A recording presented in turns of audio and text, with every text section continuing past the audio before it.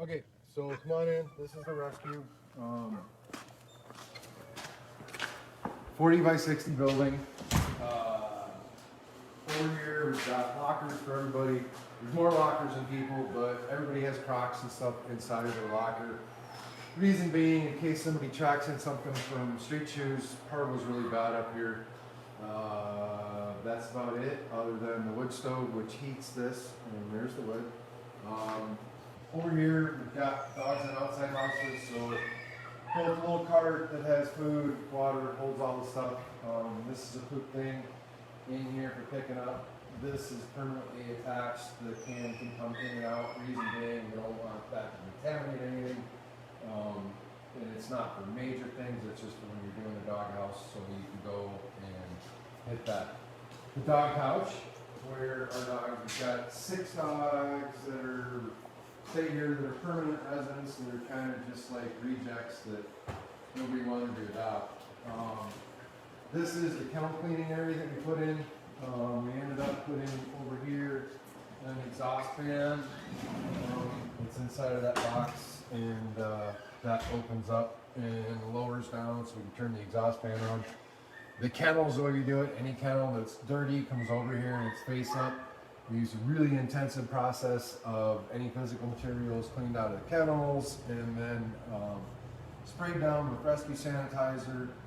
Anything else is wiped out, and they're all broken apart, because that's one thing. If you ever have to clean transport kennels, you have to really take them apart, because you can get stuff in these seams. I've seen people that just spray them out and wipe them out. You run the risk of having something in there. So I mean, to do all these kennels, even just the ones that are standing up, you're looking at an hour. So once they're done, they go up above here in this loft, and that's where they get stored. So we store them put together, just because a lot of times it's like an emergency thing when we're doing the stuff. So this is the never-ending board of stuff that we got to do and stuff that we got to fix. So that's what that is. So here is the actual rescue part of the building, and we're going to do an entire walkthrough. Over here, medical kit bags, we have to do, we've got one for bandages, one for other stuff. Vet care is unaffordable up here for a lot of people, so we try and help out where we can. I'm certified in CPR and first aid instructor. I've done a bunch of other courses. I've worked with a couple of different vets, and I don't do anything intensive, but it's a lot of wound care and stuff like that, and then helping people with supportive care for parvo. Over here, we learned how to run our own fecal tests. It saves a ton of money on vet bills when we're trying to diagnose things like coccidia, giardia, roundworms. All the dogs that come in get worm. The building was not designed to be a rescue, so for ventilation, when we're doing like heavy cleaning and stuff, we've got another exhaust fan that we'll crack the back door, and that'll help to get everything cleaned out. Here we've got a microscope cabinet with things for the samples and everything else. When we do it, we put down a puppy pad. We've got sanitizer, gloves, everything else, so that when we're running a sample, we make sure that we're safe. It's the same place that we test for parvo if we do that. Coming around here, over here, we've got storage. One thing that you'll notice about the rescue / building is that pretty much every storage wall space is used up. What are you doing, silly girl? What are you doing, silly girl? This isn't an ideal setup. This is our only kennel that's like this, but unfortunately, necessity is the mother of invention, so we hooked 2 kennels together. Got a door that closes, so you can clean one side and the other. I know, baby girl. So we just didn't have room, so we had to put her up there. The tool room, basically, originally this entire thing, I was kind of having stuff all over, and we slowly but surely lost space. So that's where all the fixing of everything that continually breaks happens. Over here, we've got more storage stuff. Again, trying to use up all wall space. We started making our own dog beds, just because we found that we work better.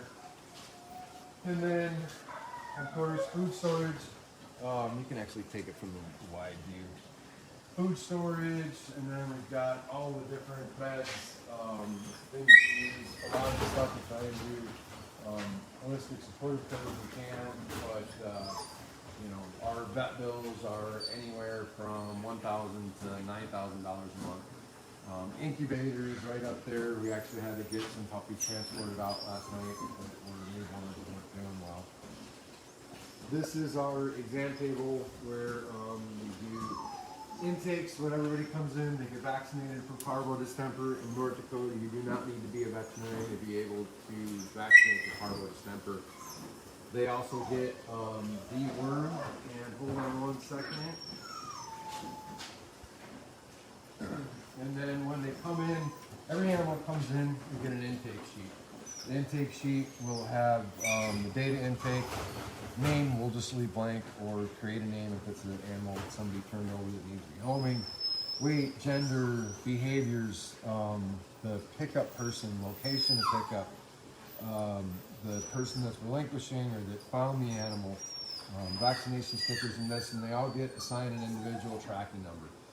This helps us if it's somebody's dog that gets lost and you know, be able to reunite them. We reunited over 40 animals with their families. Sweetheart, it's okay. We reunited over 40 animals with their families last year. So I mean, that's our goal, is to either get an animal back with the family or find them a new family that's gonna take care of them. So that's why they get the tracking numbers, an intake photo, worm, quick, you know, an examination, make sure nobody's got any hidden injuries, anything like that. And that tracking number and photo stays with them until they leave. So that's kind of this area, and then we'll go over to here. So you'll see these boot pans.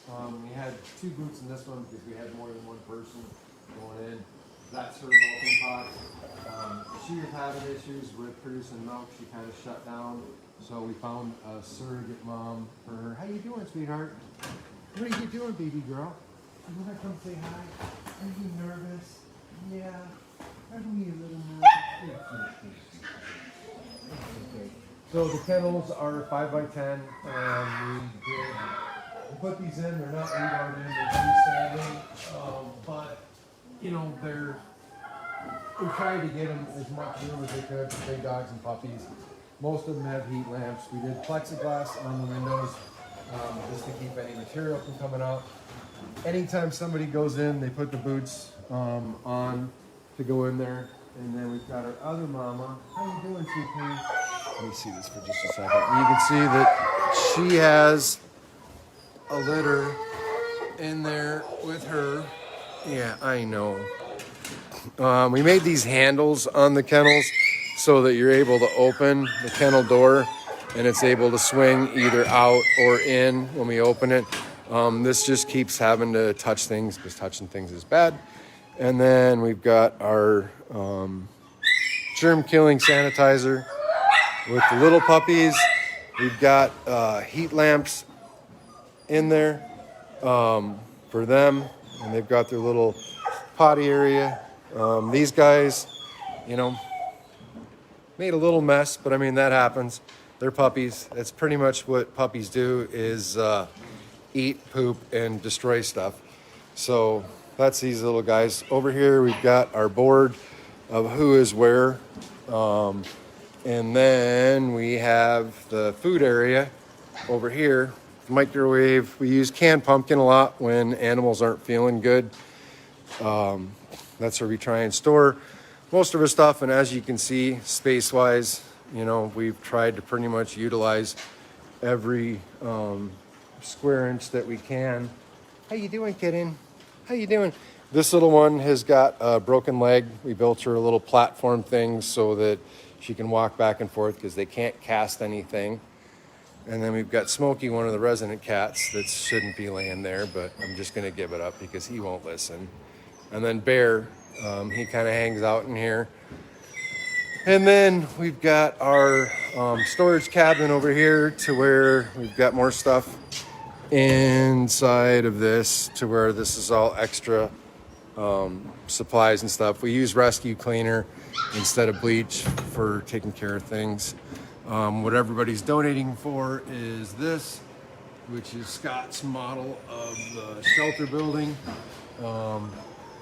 And then over here we've got Jalen, who is doing dishes. Say hi. When we do the dishes, we do them actually underwater.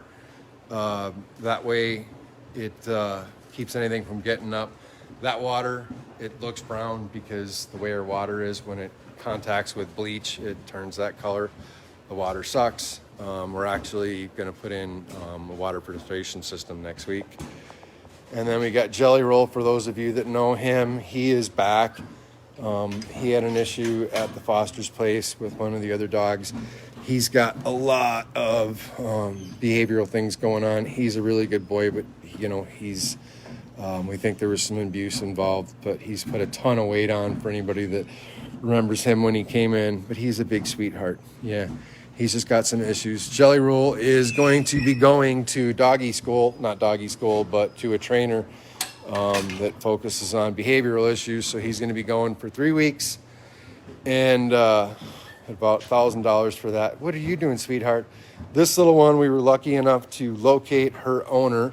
So she's going to be returned probably today to her owner. Yeah, you are. Yeah, you are. Whenever we take a dog in, if it's something that isn't is an unknown dog that we don't know, if there's an owner or not, and it's a stray, we post on local social media sites. Sometimes we'll do the radio and things like that. And so she's going back to her owner. And then we've got Kennedy, who's in here. This is our laundry area, which is a mess right now. Reason being, we threw out all the laundry that we had just because we'd had some parvo. And even though we always throw out the bedding from parvo ones, we wanted to make sure that there was nothing contaminated wise. So over here, this red bin, let's step back for just a second. That's filled with rescue cleaner and sanitizer. And after we're done with the wash, what happens is that sanitizer gets pumped from there into the washing machine, where it soaks for half an hour. And then this thing right here, after the rescue cleaner soaks, we'll put that hose back in there. It'll recycle it back in the can so we can use it again. Since the clothes that are getting washed are already clean, there's no fecal matter that is attached to it.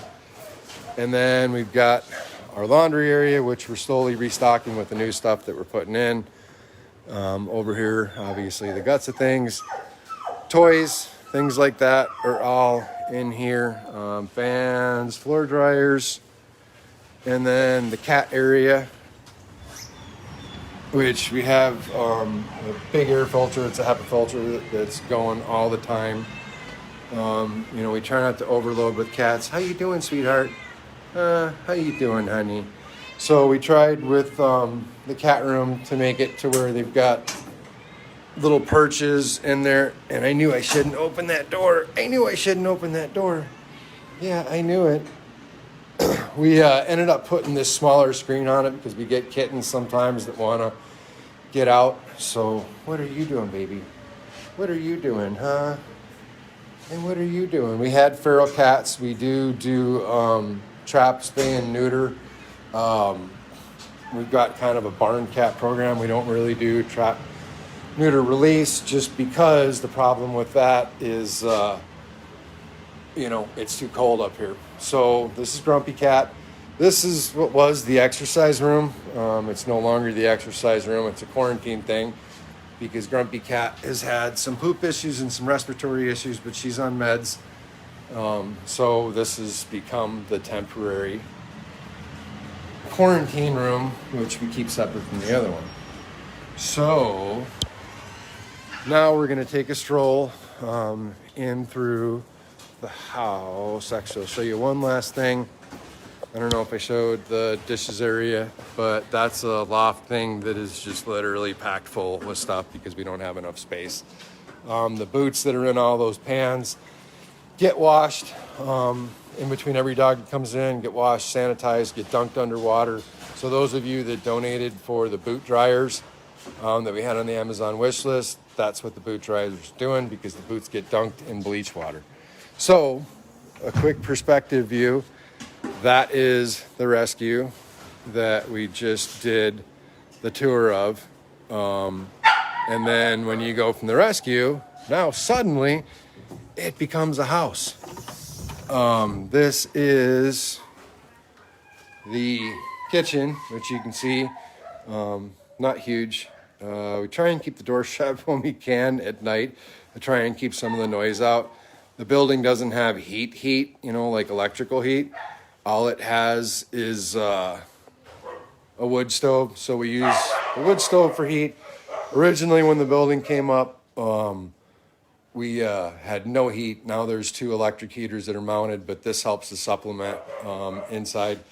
There's Hope. Hope was a wild dog that rescued and tamed to some degree, and she's unadoptable. And then Valkyrie, which is the only dog I came here with. Handsome Rob, if you've been following us, you'll know Handsome Rob from being on the hood of the car in North Carolina during Hurricane Florence, which I ended up buying him from some less than nice people. So you go down the hallway, and we've got, for the grand tour, the bathroom. Nothing fancy, just a bathroom.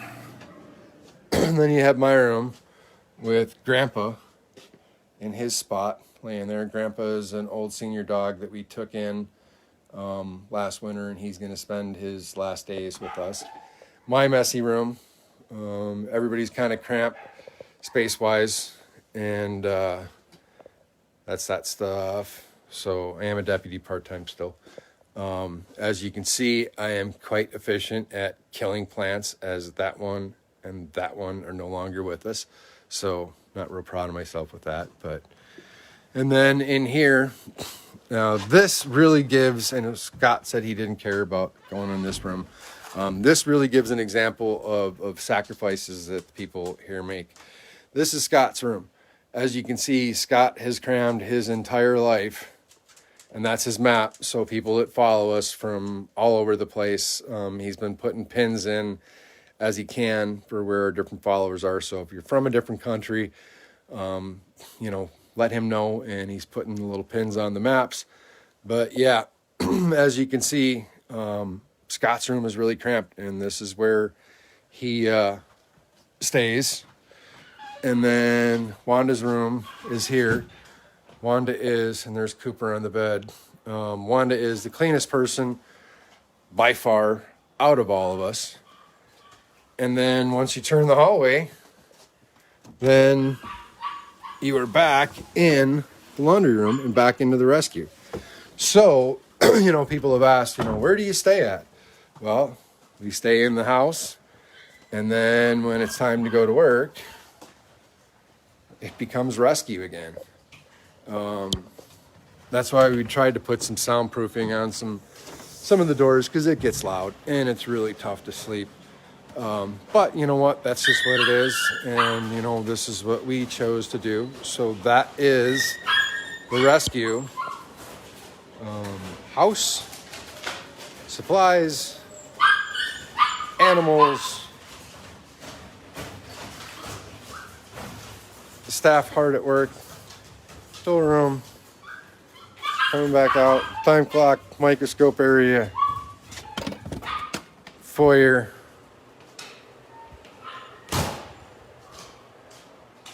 and then boom, North Dakota sunrise. So, this is Teddy. Teddy was one that we adopted out to somebody, but it didn't work out for him where he was at. So we got him back and just adopted him. Psycho, I rescued her from up here a couple of years ago. And where we rent, it's up on 200 acres. So that helps. The rescue van that all of you helped donate. And we have to thank the people at Marketplace Motors in Devil's Lake. the monkey cage that I am going to go back into, and then later on we'll take a walk through out here. Those are dog houses. They're all heated. As you can kind of see, there's poles that string around with extension cords for the third world electric system that we have. And Amanda enjoying the sunrise. So we should have another video coming up. You guys have been awesome. There's been a ton of donations coming in for this Facebook thing. And Psycho's in there trying to get up and eat the dog food that I had this morning. So stay tuned for another video. And then Scott is going to be live shortly at the building site. And he's going to kind of go over and talk about that a little bit. So he should actually be there pretty soon. When did he leave? About 15 minutes ago. Anyway, stay tuned for another cool motivational video. And thank you guys all so much. Really appreciate it. Bye-bye.